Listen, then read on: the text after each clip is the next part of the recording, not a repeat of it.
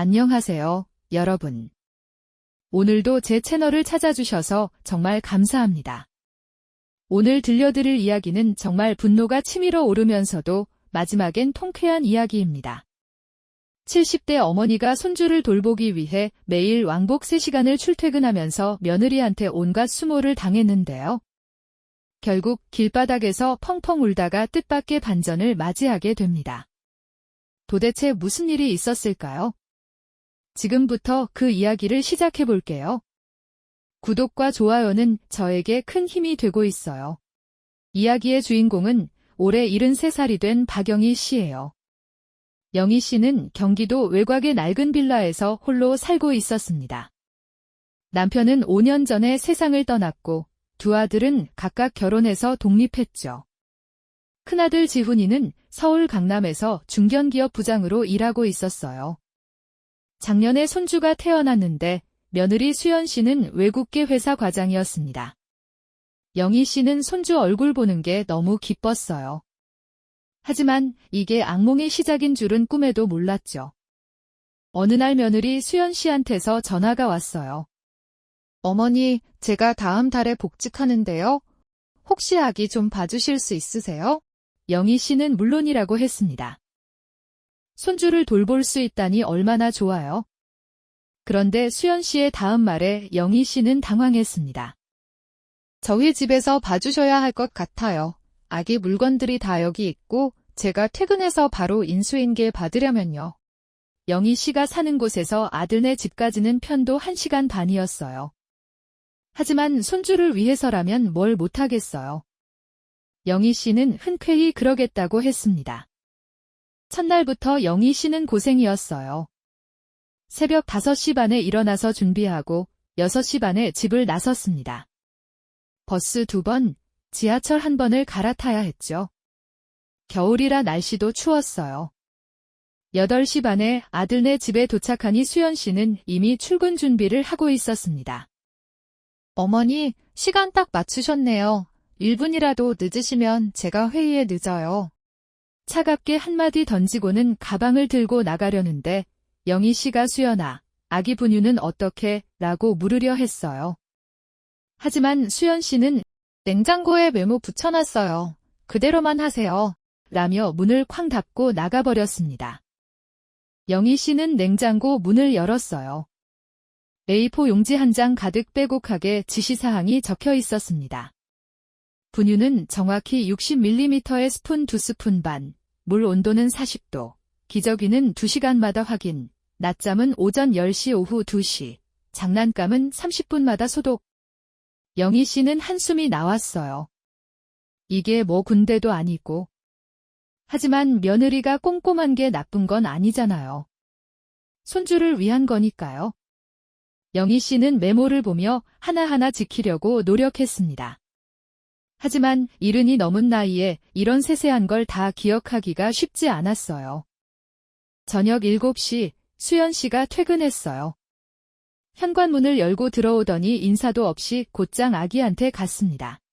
우리 아기, 엄마 왔어? 아기를 안아 올리고는 기저귀를 확인했어요. 그러더니 인상을 찌푸렸습니다. 어머니, 기저귀가 왜 이렇게 축축해요?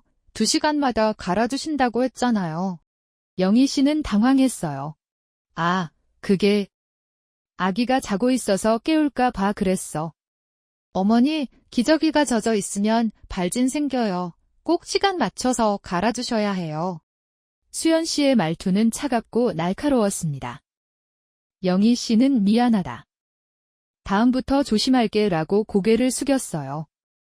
그날 저녁 영희 씨는 집으로 돌아가면서 가슴이 답답했습니다. 손주를 돌보는 게 이렇게 힘든 일인 줄 몰랐어요.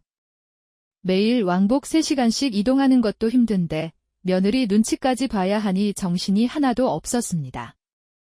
집에 도착하니 밤 9시 반이었어요. 밥도 제대로 못 먹고 씻을 힘도 없었습니다. 그냥 소파에 누워서 잠들어 버렸죠. 이렇게 한 달이 지났어요. 영희 씨의 몸은 점점 망가지기 시작했습니다. 무릎이 아프고 허리도 쑤시고 밤에 잠도 제대로 못 잤어요. 그런데 더 큰 문제는 수연 씨의 태도였어요. 날이 갈수록 더 까다로워지고 영희 씨를 대하는 태도도 차갑게 변했습니다. 어머니, 오늘 집안이 왜 이렇게 지저분해요? 청소 좀 해주세요. 어머니, 아기 옷에 우유 자국이 있는데 왜 안 빨았어요? 어머니, 장난감이 제자리에 없네요. 정리 좀 해주세요. 영희 씨는 하루 종일 아기를 돌보느라 정신이 없는데 집안일까지 하라는 거였어요. 며느리는 영희 씨를 시어머니가 아니라 가정부처럼 대했습니다. 하지만 영희 씨는 참았어요. 아들한테 얘기하면 부부 사이가 나빠질까 봐요. 어느 날은 더 심한 일이 있었어요. 영희 씨가 점심을 먹으려고 냉장고를 열었는데 먹을 게 아무것도 없었습니다. 수연 씨가 자기 음식만 챙겨놓고 영희 씨 것은 준비 안 한 거예요. 영희 씨는 집에서 가져온 김밥으로 점심을 때웠습니다. 그런데 저녁에 수연 씨가 냉장고를 열어보더니 말했어요. 어머니, 제 요구르트 드셨어요? 영희 씨는 아니, 나는 안 먹었는데 라고 대답했죠. 그럼 이게 왜 하나 없어요? 제가 아침에 확인했는데 3개 있었거든요. 수연 씨는 영희 씨를 의심하는 눈빛이었어요. 영희 씨는 너무 억울했지만 변명하지 않았습니다. 나중에 알고 보니 수연 씨 남편인 지훈이가 아침에 먹고 간 거였는데 사과 한마디 없었어요. 1달 반이 지났을 때 영희 씨는 정말 한계였어요. 몸도 마음도 지칠 대로 지쳤습니다. 그날은 버스가 고장나서 30분 늦게 도착했어요. 수연 씨는 현관에서 영희 씨를 기다리고 있었습니다. 어머니, 오늘 30분 늦으셨죠? 제가 중요한 회의 때문에 일찍 가야 하는데 늦었잖아요. 영희 씨가 미안해. 버스가 고장나서 라고 말하려는데 수연 씨가 말을 끊었어요. 그럼 더 일찍 나오시든가요. 제 회사 일정은 누가 책임져요? 그리고는 쏜살같이 나가버렸습니다. 영희 씨는 현관에 멍하니 서서 눈물이 날 것 같았어요. 그날 저녁 수연 씨가 퇴근하고 들어왔을 때 영희 씨는 저녁 준비를 하고 있었어요. 된장찌개를 끓이고 밑반찬을 꺼내놨죠. 수연 씨는 식탁에 앉더니 국을 한 숟갈 떴습니다. 그리고는 얼굴을 찌푸렸어요. 어머니, 이 국 너무 짜요. 제가 싱겁게 먹는다고 몇 번을 말씀드렸는데 왜 자꾸 이러세요? 영희 씨는 미안해. 내가 깜빡했네 라고 사과했습니다. 하지만 수연 씨는 숟가락을 탁 내려놓더니 말했어요. 어머니, 요즘 너무 자주 깜빡하시는 것 같아요. 혹시 치매 아니세요? 그 말에 영희 씨는 얼어붙었습니다. 치매라니요. 수연 씨는 계속 말했어요. 어머니, 사실 솔직히 말씀드리면 요즘 어머니한테 아기를 맡기는 게 좀 불안해요. 자꾸 실수하시고 제 말을 안 들으시고 차라리 베이비시터를 쓰는 게 나을 것 같기도 하고요. 영희 씨는 가슴이 무너지는 것 같았습니다. 매일 새벽같이 일어나서 왕복 3시간씩 오가면서 온몸이 아파도 참고 견디면서 손주를 돌봤는데 며느리 입에서 나온 말은 불안하다, 베이비시터가 낫겠다였어요. 영희 씨는 그래? 그럼 내가 이제 안 와도 되는 거니? 라고 떨리는 목소리로 물었습니다. 아직은 베이비시터를 못 구했으니까 당분간은 와주셔야죠. 그날 밤 영희 씨는 집으로 돌아가는 버스 안에서 눈물을 참을 수 없었어요. 창밖을 보면서 조용히 울었습니다. 옆 사람들이 쳐다볼까 봐 소리 내지 않고 눈물만 흘렸어요. 내가 뭘 잘못한 거지? 손주를 사랑하는 마음으로 돌봤는데 왜 나는 이렇게 천대받아야 하지? 집에 도착해서도 잠을 이룰 수 없었습니다. 다음 날 아침, 영희 씨는 몸이 좋지 않았어요. 열이 나고 온몸이 쑤셨습니다. 하지만 가야 했어요. 수연 씨가 베이비시터 구할 때까지는 와야 한다고 했으니까요. 영희 씨는 해열제를 먹고 억지로 집을 나섰습니다. 그날 영희 씨가 도착했을 때 수연 씨는 현관에서 대놓고 짜증을 냈어요. 어머니, 얼굴이 왜 그래요? 혹시 아프세요? 영희 씨가 좀 감기 기운이 있어서 라고 말하려는데 수연 씨가 끼어들었습니다. 그럼 우리 아기한테 옮기면 어떡해요? 진짜 좀 조심하셔야죠. 아기가 아프면 제가 회사도 못 가잖아요. 영희 씨의 건강은 관심도 없었어요. 오직 아기만 걱정하는 거였죠. 수연 씨는 오늘 마스크 꼭 쓰고 계세요. 라는 말만 남기고 출근했습니다. 영희 씨는 마스크를 쓰고 하루 종일 아기를 돌봤어요. 숨쉬기도 힘들고 열은 계속 올라가는데 참았습니다. 점심때쯤 영희 씨는 거실 소파에 앉아서 잠깐 눈을 감았어요. 너무 어지러웠거든요. 그런데 그때 현관문이 열렸습니다. 수연 씨가 점심시간에 집에 들른 거예요. 영희 씨가 소파에서 자고 있는 걸 본 수연 씨는 얼굴이 굳었습니다. 어머니, 아기 놔두고 주무시면 어떡해요? 아기가 다치면요? 영희 씨는 깜짝 놀라 일어났어요. 미안해. 잠깐 눈을 감았는데 잠깐이 아니라 깊이 주무셨잖아요. 제가 들어온 줄도 모르셨잖아요. 수연 씨는 아기를 확인하고는 다시 회사로 갔습니다. 그날 저녁 수연 씨는 남편 지훈한테 말했어요. 영희 씨가 다 들을 수 있는 거리에서요. 여보, 진짜 더는 안 되겠어. 어머니가 너무 힘들어하시는 건지 요즘 실수가 너무 많아. 오늘도 아기 놔두고 주무시고 계셨어. 지훈이가 말했어요. 엄마가 많이 힘드신가 봐. 나이도 있으시고. 라고 말하자 수연 씨가 끼어들었어요. 그래서 내가 말하는 거잖아. 베이비시터 빨리 구해야 한다니까. 어머니한테 맡기는 건 이제 위험해. 영희 씨는 부엌에서 그 대화를 다 듣고 있었어요. 가슴이 찢어지는 것 같았습니다. 위험하다니요. 자신이 손주한테 위험한 존재가 됐다는 말이었어요. 영희 씨는 조용히 가방을 챙겨서 현관으로 갔습니다. 어머니, 벌써 가세요? 수연 씨가 형식적으로 물었어요. 영희 씨는 그래 오늘은 일찍 가볼게라고 대답하고 문을 나섰습니다. 엘리베이터를 타고 내려가는데 눈물이 주르륵 흘러내렸어요. 로비를 지나 밖으로 나왔을 때 영희 씨는 더 이상 걸을 수 없었습니다. 아파트 단지 벤치에 주저앉아서 펑펑 울기 시작했어요. 나는 뭐가 잘못된 거야? 손주를 사랑하는 게 잘못인가? 내가 늙은 게 죄야? 혼자 중얼거리며 울었습니다. 지나가는 사람들이 쳐다봤지만 영희 씨는 신경 쓸 겨를이 없었어요. 한참을 울고 나서 영희 씨는 버스 정류장으로 걸어갔어요. 비틀거리면서요. 정류장에 도착해서 벤치에 앉았는데 온몸에 힘이 하나도 없었습니다. 그때 옆에서 누군가 말을 걸었어요. 할머니, 괜찮으세요? 얼굴이 안 좋아 보이는데요. 30대쯤 되어 보이는 여성이었습니다.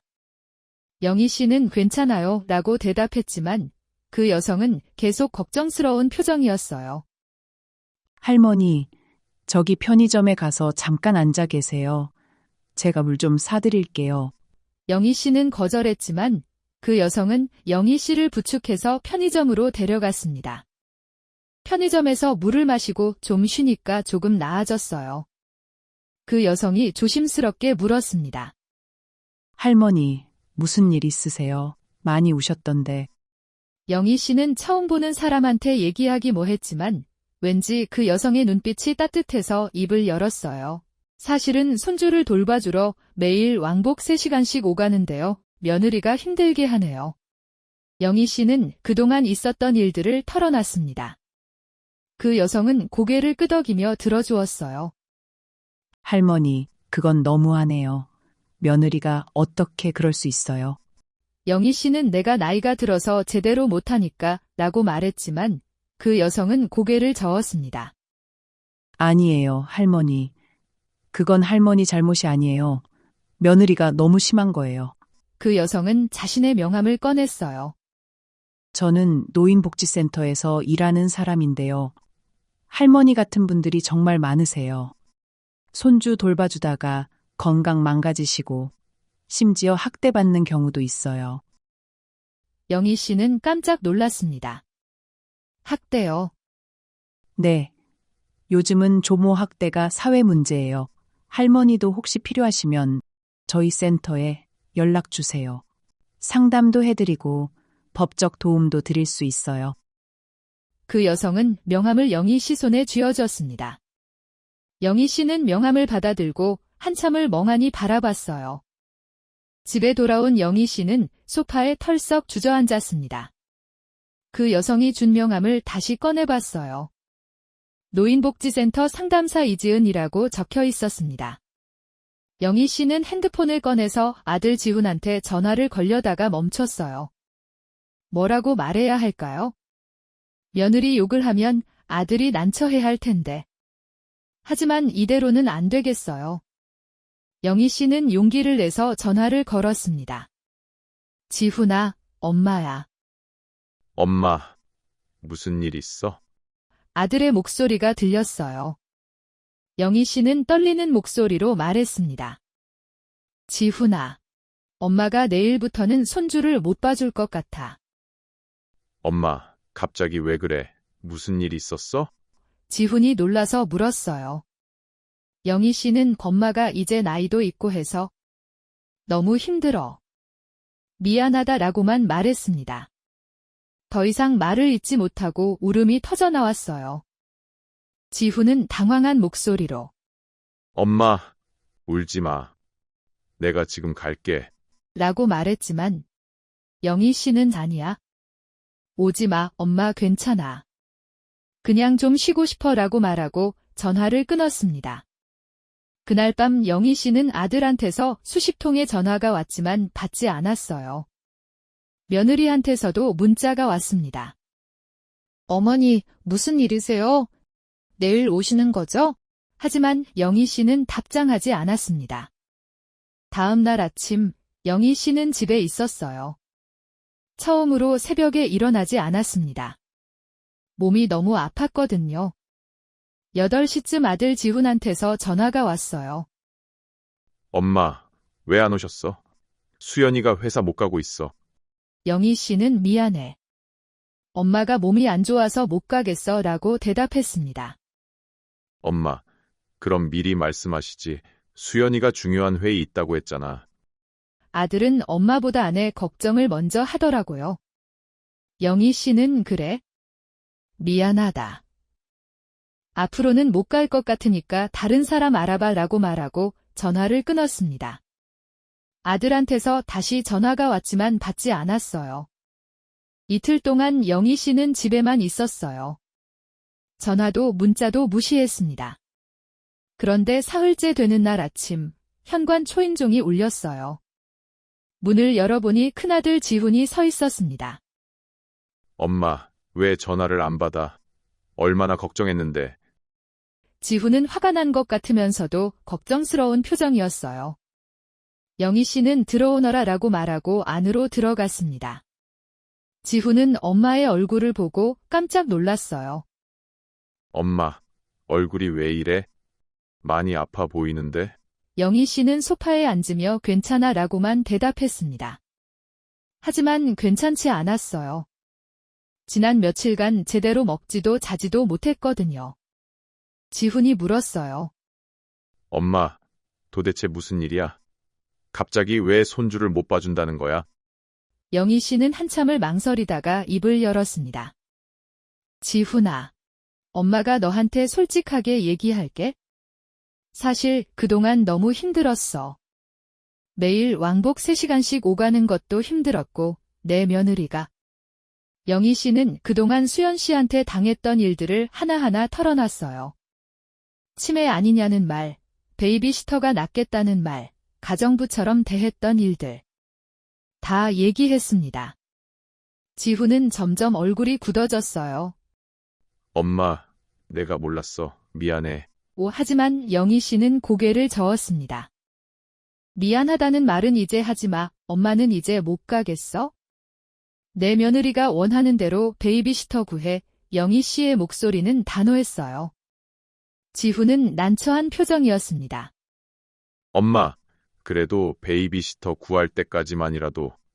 안 돼, 엄마는 이제 한 번도 안 갈 거야. 내 며느리한테 엄마가 위험한 존재라며? 그럼 가지 말아야지. 영희 씨는 그동안 참았던 감정이 터져나왔어요. 엄마는 매일 새벽같이 일어나서 추운 날씨에도 버스 지하철 갈아타고 온몸이 아파도 참고 손주를 돌봤어. 그런데 고맙다는 말은커녕 치매 아니냐고, 불안하다고, 위험하다고 했어? 그게 사람이 할 말이야? 지훈은 아무 말도 못했어요. 엄마의 눈에서 눈물이 흘러내렸거든요. 엄마, 정말 미안해. 내가 수연이한테 잘 얘기할게.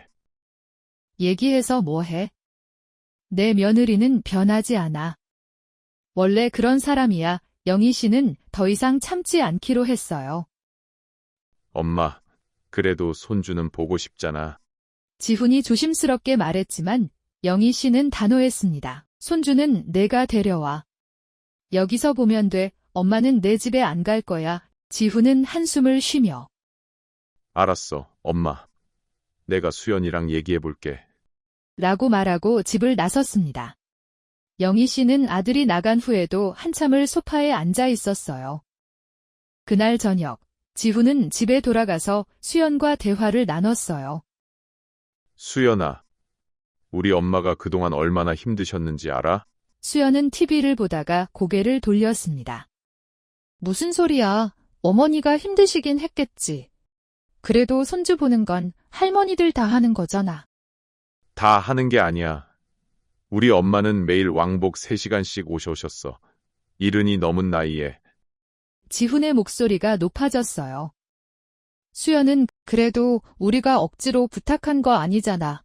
어머니가 하신다고 하셨어. 라고 대답했습니다. 지훈은 답답했어요. 수연아, 네가 엄마한테 치매 아니냐고 했어. 위험하다고 했어? 수연의 얼굴이 굳었어요. 그건 솔직히 말한 거잖아. 어머니가 요즘 실수가 너무 많으셨어. 아기 안전이 제일 중요하잖아. 아기 안전도 중요하지만 우리 엄마 마음은 안 중요해.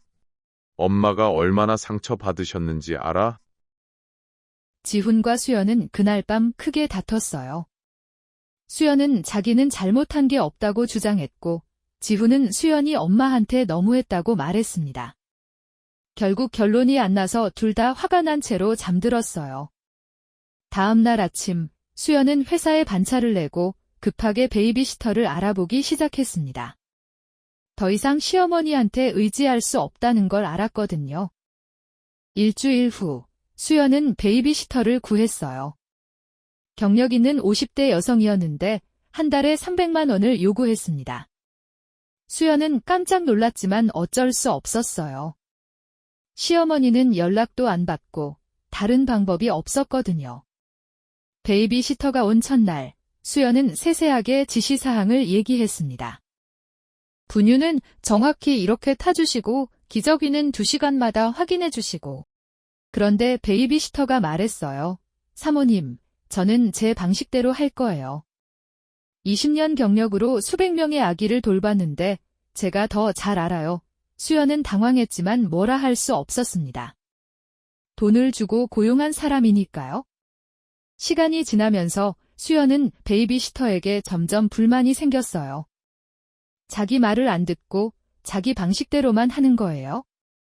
게다가 집안일도 안 했습니다. 저는 아기만 돌보는 거예요. 청소나 요리는 제 일이 아니에요. 수연은 퇴근하고 집에 오면 설거지도 쌓여 있고 빨래도 그대로 있었어요.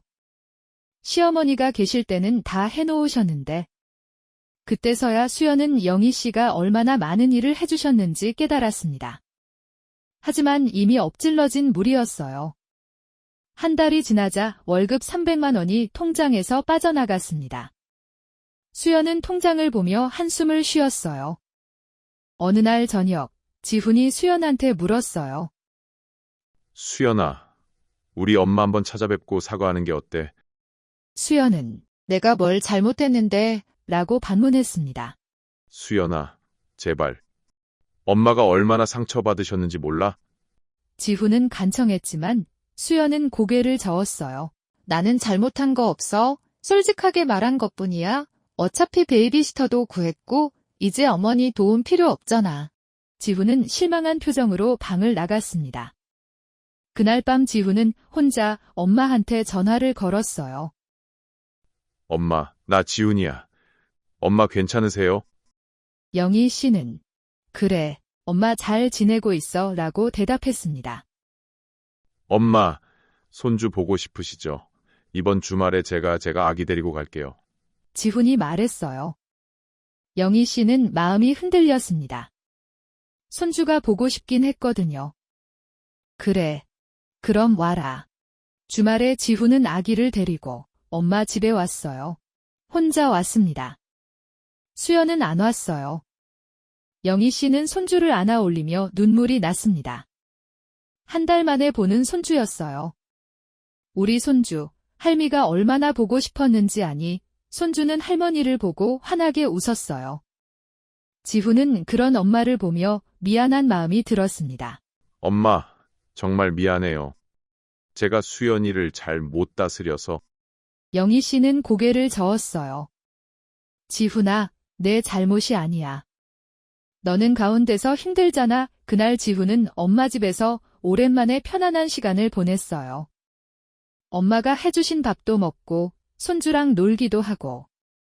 저녁 무렵 집으로 돌아가려는데 지훈이 말했습니다. 엄마, 앞으로 자주 올게요. 손주 데리고. 영희 씨는 고마웠어요. 아들이 그래도 자기 마음을 알아주는 것 같았거든요. 지훈이 떠난 후 영희 씨는 노인복지센터 이지은 상담사한테 전화를 걸었습니다. 안녕하세요. 저 얼마 전에 버스 정류장에서 만났던 사람인데요. 이지은 상담사는 영희 씨를 기억했어요. 아, 할머니, 그동안 어떻게 지내셨어요? 영희 씨는 그동안 있었던 일들을 얘기했습니다. 이지은 상담사는 할머니, 잘하셨어요. 더 이상 참으시면 안 돼요. 저희 센터에서 조부모 권익 보호 프로그램을 운영하는데 할머니도 참여하시면 도움이 될 거예요. 영희 씨는 그게 뭔데요? 라고 물었습니다. 조부모가 손주를 돌봐주는 것도 노동이에요. 정당한 대가를 받아야 하고 존중받아야 해요. 저희가 법적 자문도 해드리고 심리 상담도 해드려요. 영희 씨는 처음 듣는 얘기였어요. 다음 주에 영희 씨는 노인복지센터를 방문했어요. 그곳에는 영희 씨처럼 손주를 돌보다가 힘들어하는 할머니들이 많았습니다. 다들 비슷한 사연을 갖고 있었어요. 며느리나 딸한테 존중받지 못하고 당연하게 여겨지고 아파도 참아야 하는 상황들. 영희 씨는 자신만 이런 경험을 한 게 아니라는 걸 알고 위로가 됐어요. 이지은 상담사가 말했습니다. 할머니들, 여러분은 잘못한 게 없어요. 손주를 사랑하는 마음으로 돌봐주신 건데 그게 당연하게 여겨져서는 안 돼요. 영희 씨는 그 말에 눈물이 났습니다. 센터에서는 조부모 권리에 대해 교육도 해줬어요. 손주를 돌봐주시는 것도 경제적 가치가 있는 노동입니다. 베이비시터를 고용하면 월 300만 원이 드는 일을 무료로 해주시는 거예요. 그러니 가족들한테 정당한 대우를 요구하셔도 됩니다. 영희 씨는 고개를 끄덕였어요. 그동안 자신은 그냥 당연히 해야 하는 일이라고 생각했는데 그게 아니었던 거예요. 센터에서 만난 한 할머니가 말했습니다. 저는 이제 며느리한테 확실하게 말했어요. 손주 돌봐주는 대신 한 달에 100만 원을 달라고요. 며느리가 처음엔 황당해했지만 베이비시터 비용 생각하니까 결국 동의했어요. 영희 씨는 그 말을 듣고 생각에 잠겼어요. 자기도 그렇게 해야 하나? 하지만 아들한테 돈을 달라고 하는 게 쉽지 않았습니다. 이지은 상담사가 말했어요. 할머니, 돈의 문제가 아니에요. 존중의 문제예요. 할머니의 노동과 시간에 대한 정당한 보상이에요. 영희 씨는 그래도 내 자식인데 라고 말했지만 상담사는 고개를 저었습니다. 자식이기 때문에 할머니를 존중해야죠. 가족이라고 해서 무시해도 된다는 법은 없어요. 영희 씨는 센터에서 돌아오면서 많은 생각을 했어요. 앞으로 어떻게 해야 할까? 한편 지훈네 집에서는 문제가 커지고 있었어요. 베이비시터가 갑자기 그만둔다고 한 거예요. 죄송하지만 더 좋은 조건의 집을 찾았어요. 다음 주부터는 못 올 것 같아요. 수연은 패닉에 빠졌습니다. 다시 베이비시터를 구해야 하는데 쉽지 않았어요. 몇 명을 면접봤지만 마음에 드는 사람이 없었습니다. 어떤 사람은 경력이 부족했고 어떤 사람은 너무 비쌌어요. 어떤 사람은 아예 오지도 않았습니다. 수연은 점점 초조해졌어요. 회사에도 계속 지각하고 회의도 빠지고 상사한테 찍히기 시작했습니다. 지훈이 말했어요. 수연아, 우리 엄마한테 다시 부탁해보는 게 어때? 수연은 발끈했어요. 안 돼, 내가 어머니한테 사과할 수 없어. 수연아, 내 자존심이 중요해? 아니면 우리 생활이 중요해? 지훈은 답답했습니다. 수연도 알고 있었어요. 베이비시터를 못 구하면 자기가 회사를 그만둬야 할 수도 있다는 것을요. 하지만 시어머니한테 고개를 숙이는 게 너무 싫었습니다. 그날 밤 수연은 잠을 이룰 수 없었어요. 창밖을 보면서 생각했습니다. 정말 내가 잘못한 걸까? 나는 그냥 솔직하게 말했을 뿐인데. 하지만 마음 한구석에서는 자신이 너무했다는 걸 알고 있었어요. 시어머니가 매일 왕복 3시간씩 오시는 것도 아파도 참으신 것도 다 알고 있었거든요. 결국 2주가 지나도 베이비시터를 구하지 못했어요. 수연은 회사에 육아휴직을 신청할 수밖에 없었습니다. 하지만 팀장이 말했어요. 수연 씨, 지금은 프로젝트 한창인데 휴직은 어렵습니다. 양해 부탁드려요. 수연은 막막했습니다. 회사도 못 다니고 베이비시터도 없고. 그날 저녁 지훈이 말했어요. 수연아, 이제 어쩔 수 없어. 우리 엄마한테 가자. 내가 같이 갈게. 수연은 한참을 망설이다가 고개를 끄덕였습니다. 다음 날 주말, 지훈과 수연은 아기를 데리고 영희 씨 집으로 갔어요. 영희 씨는 초인종 소리에 문을 열었는데 며느리가 서 있는 걸 보고 놀랐습니다. 어머니, 안녕하세요. 수연이 어색하게 인사했어요. 영희 씨는 들어오너라 라고 말하고 문을 열어줬습니다. 거실로 들어와서 모두 앉았어요. 한동안 침묵이 흘렀습니다. 지훈이 먼저 입을 열었어요. 엄마, 수연이가 할 말이 있대요. 수연은 고개를 숙였습니다. 어머니, 죄송해요. 영희 씨는 아무 말 없이 며느리를 바라봤어요. 수연은 계속 말했습니다. 제가 그동안 어머니한테 너무 심하게 대했어요. 어머니가 얼마나 힘드셨을지 생각도 못했어요. 하지만 영희 씨의 표정은 차갑게 굳어 있었습니다. 형식적인 사과처럼 들렸거든요.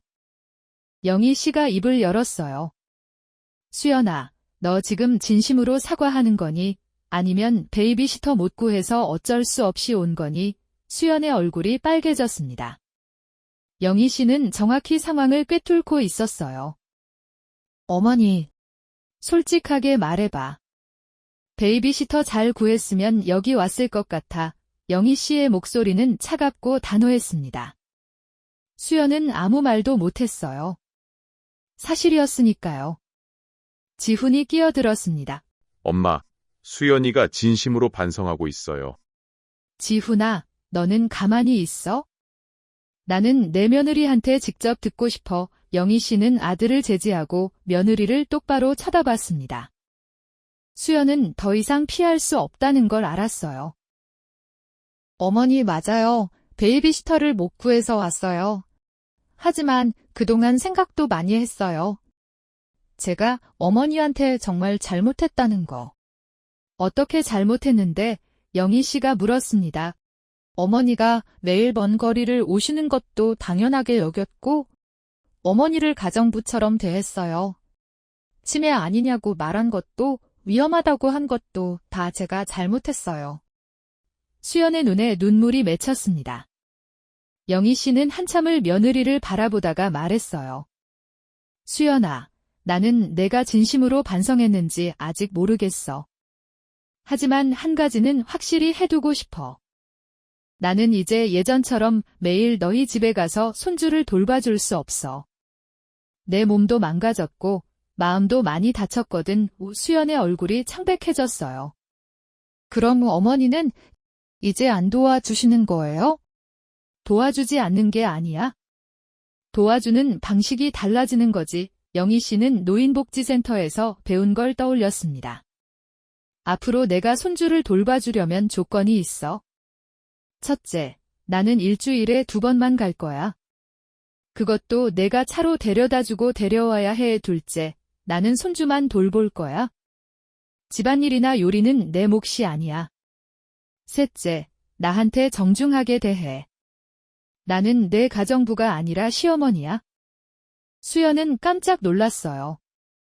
시어머니가 이렇게 단호하게 나올 줄 몰랐거든요. 지훈도 놀란 표정이었습니다. 영희 씨는 계속 말했어요. 그리고 넷째, 나한테 한 달에 50만 원을 줘. 돈요? 수연이 되물었습니다. 그래. 나도 내 시간과 노동에 대한 정당한 대가를 받을 권리가 있어? 베이비시터 쓰면 300만 원 드는 거 알지? 나는 그것보다 훨씬 적게 받는 거야. 수연은 할 말을 잃었어요. 하지만 영희 씨의 말이 틀린 건 아니었습니다. 실제로 베이비시터는 300만 원이 넘었으니까요. 50만 원이면 정말 저렴한 거였어요.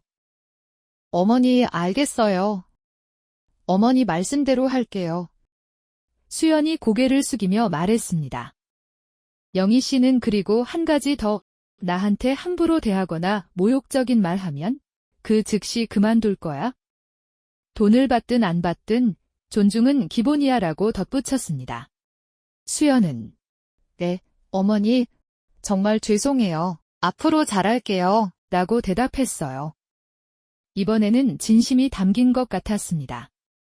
영희 씨는 손주를 안아 올리며 우리 손주, 할미가 많이 보고 싶었지 라고 말했습니다. 손주는 할머니를 보고 환하게 웃었어요. 그 웃음을 보는 순간 영희 씨는 마음이 조금 풀렸습니다. 그날 이후로 상황이 완전히 달라졌어요. 수연은 약속대로 일주일에 2번 영희 씨를 차로 데려다주고 데려왔습니다. 영희 씨는 아들네 집에 가서 손주만 돌봤어요. 집안일은 하지 않았습니다. 수연도 더 이상 이것저것 요구하지 않았어요. 오히려 어머니, 불편한 거 없으세요? 물 좀 드릴까요? 라며 챙겼습니다. 그리고 매달 말일에 50만 원을 영희 씨 통장에 넣었어요. 영희 씨는 그 돈으로 자신을 위해 쓰기 시작했습니다. 미용실도 가고 친구들이랑 여행도 가고 자기 삶을 되찾은 거예요. 시간이 지나면서 수연은 진짜로 변하기 시작했어요. 어느 날 수연이 영희 씨한테 물었습니다. 어머니, 그때 왜 길에서 우셨어요? 영희 씨는 뭐? 라고 되물었어요. 제가 나중에 지훈한테 들었어요. 어머니가 우리 집 앞에서 펑펑 우셨다고. 수연의 눈에 미안함이 가득했습니다. 영희 씨는 한참을 말없이 있다가 대답했어요. 그때는 정말 힘들었어. 내가 뭘 잘못한 건가 싶었고 손주를 사랑하는 게 죄인 것 같았거든. 수연은 눈물을 흘리며 어머니, 정말 죄송해요. 제가 너무 몰랐어요. 라고 말했습니다. 영희 씨는 며느리의 손을 잡아줬어요. 이제 다 지난 일이야. 우리 앞으로 잘 지내자. 그날 이후로 두 사람의 관계는 조금씩 좋아졌습니다. 수연은 영희 씨한테 요리도 배우고 육아 조언도 구했어요. 어머니, 아기가 밤에 자주 깨는데 어떻게 하면 좋을까요? 어머니가 만드신 된장찌개 레시피 좀 알려주세요. 예전과는 완전히 다른 태도였습니다. 영희 씨도 며느리를 조금씩 이해하게 됐어요. 수연도 처음 엄마가 돼서 힘들었고 완벽하려고 애쓰다 보니 주변을 못 봤던 거였죠. 몇 달 후 수연의 회사에서 승진 발표가 있었어요. 수연이 차장으로 승진한 거예요. 수연은 기뻐하며 영희 씨한테 전화를 걸었습니다. 어머니, 제가 승진했어요. 영희 씨도 기뻐했어요. 그래. 축하해. 어머니 덕분이에요. 어머니가 도와주지 않으셨으면 저 회사 그만뒀을 거예요. 수연은 진심으로 감사해 했습니다. 그날 저녁 수연은 영희 씨를 초대해서 축하 자리를 마련했어요. 고급 레스토랑을 예약하고 선물도 준비했습니다. 식사하면서 수연이 말했어요. 어머니, 그동안 정말 감사했어요. 앞으로 더 잘할게요. 영희 씨는 웃으며 수연아, 너 많이 변했다. 처음 봤을 때랑 완전히 달라라고 말했습니다. 제가 철이 없었어요. 어머니를 힘들게 했죠? 이제 알았으면 됐어. 우리 앞으로 잘 지내자. 그날 밤 집으로 돌아가는 차 안에서 영희 씨는 창밖을 보며 생각했어요. 그때 길바닥에서 울었던 내가 생각나네. 그때는 정말 끝인 줄 알았는데 이렇게 행복한 날이 올 줄 몰랐어. 인생은 정말 알 수 없는 것 같았습니다. 가장 힘들 때가 변화의 시작이었던 거예요. 영희 씨가 용기 내서 안 된다고 말했기 때문에 가족들이 변할 수 있었던 거죠. 그로부터 1년이 지났어요. 손주는 이제 2돌을 맞이했습니다. 영희 씨는 여전히 일주일에 2번 아들네 집에 갔어요. 하지만 이제는 의무가 아니라 기쁨으로 가는 거였습니다. 수연은 영희 씨를 정말 시어머니처럼 존중하고 대했어요. 지훈도 엄마가 많이 편해 보인다며 좋아했습니다. 어느 날 영희 씨는 노인복지센터를 다시 방문했어요. 이지은 상담사가 반갑게 맞아줬습니다. 할머니, 오랜만이에요. 어떻게 지내셨어요? 영희 씨는 그동안 있었던 일들을 들려줬어요. 이지은 상담사는 박수를 쳤습니다. 할머니, 정말 잘하셨어요. 할머니가 용기 내신 덕분에 가족이 변한 거예요. 상담사님 덕분이에요. 그때 상담사님이 명함을 주지 않았으면 저는 계속 참고 살았을 거예요. 영희 씨는 진심으로 감사했습니다. 이지은 상담사가 제안했어요. 할머니, 혹시 다른 할머니들한테 할머니 경험담을 들려주실 수 있으세요? 할머니처럼 고생하시는 분들이 정말 많거든요. 할머니 이야기를 들으면 용기를 얻으실 거예요. 영희 씨는 흔쾌히 그러겠다고 했습니다. 그 후로 영희 씨는 센터에서 정기적으로 자신의 경험을 나눴어요. 많은 할머니들이 영희 씨의 이야기를 듣고 눈물을 흘렸습니다. 저도 할머니처럼 용기 내야겠어요. 며느리한테 제대로 말해야겠어요. 저도 당당하게 살고 싶어요. 우리도 존중받을 자격이 있잖아요. 할머니들은 영희 씨한테 고마워했습니다. 영희 씨는 자신의 경험이 다른 사람들한테 도움이 된다는 게 뿌듯했어요. 한편 수연은 회사에서 후배들한테 이런 말을 하곤 했습니다.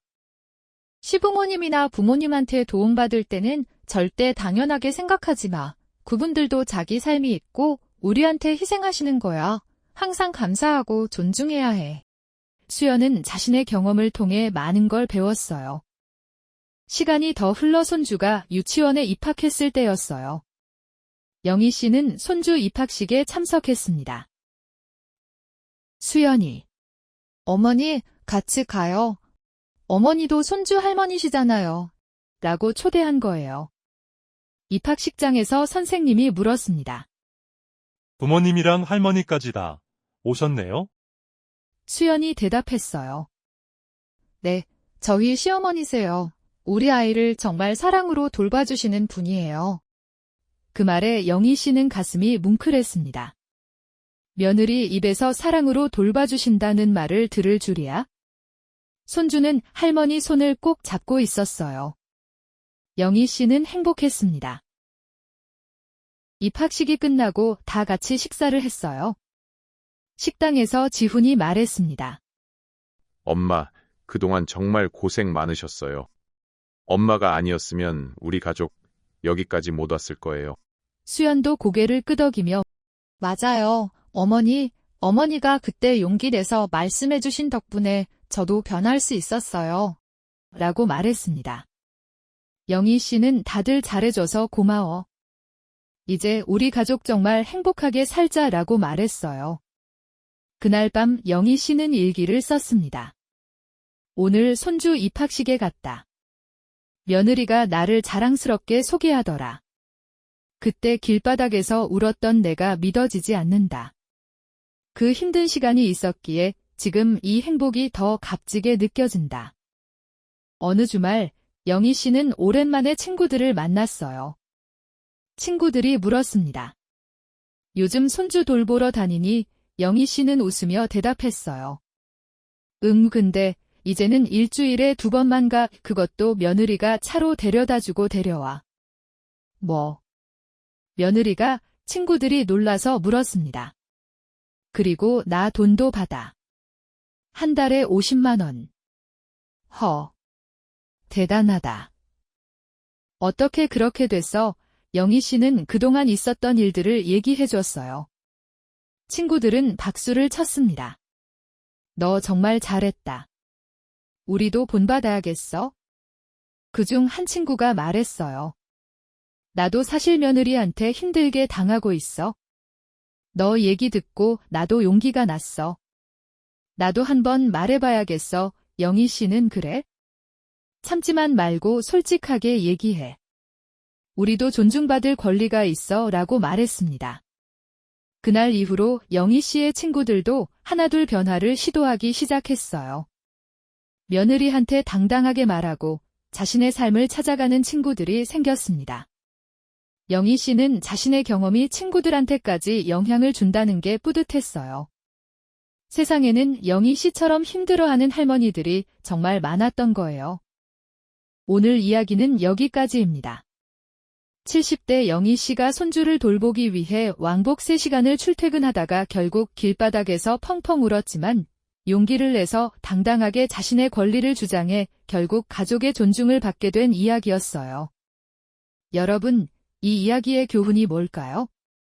참는 게 미덕이 아니라는 거예요. 특히 가족 간에는 더더욱 솔직하게 마음을 나눠야 합니다. 부모님, 시부모님의 희생을 당연하게 여기지 말고 항상 감사하고 존중해야 해요. 그리고 어르신들도 당당하게 자신의 권리를 주장하셔야 합니다. 여러분 주변에도 영희 씨 같은 분들이 계시지 않나요? 그분들한테 감사의 마음을 전해보세요. 오늘 이야기가 여러분께 용기와 교훈이 됐으면 좋겠습니다. 구독과 좋아요는 더 많은 분들께 이런 이야기를 전하는 데 큰 힘이 됩니다. 다음에 또 감동적이고 교훈적인 이야기로 찾아뵐게요. 여러분, 항상 행복하시고 가족들과 사랑하며 지내세요. 감사합니다.